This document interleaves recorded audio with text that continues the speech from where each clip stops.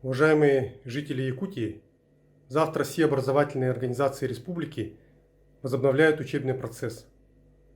Мы уже несколько дней готовимся к обучению в дистанционном формате. Вчера главой республики принято несколько важных решений. Во-первых, в тех труднодоступных населенных пунктах, где невозможно обучение в дистанционном формате и где позволяет эпидемиологическая ситуация, образовательный процесс может быть возобновлен в очном формате малыми группами с соблюдением всех санитарных норм. Во-вторых, в течение всего апреля телевизионная компания НВК «Саха» будет транслировать телеуроки от ведущих учителей республики.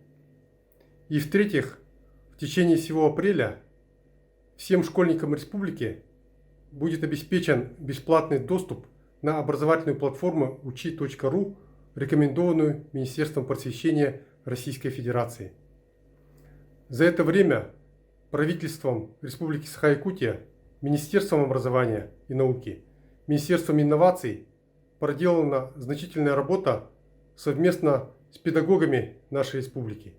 И я надеюсь, что завтра наша совместная работа педагогов, родителей, учеников даст хорошие плоды, и мы сможем обеспечить образовательный процесс таким образом, чтобы учеба была насыщенной, интересной и плодотворной.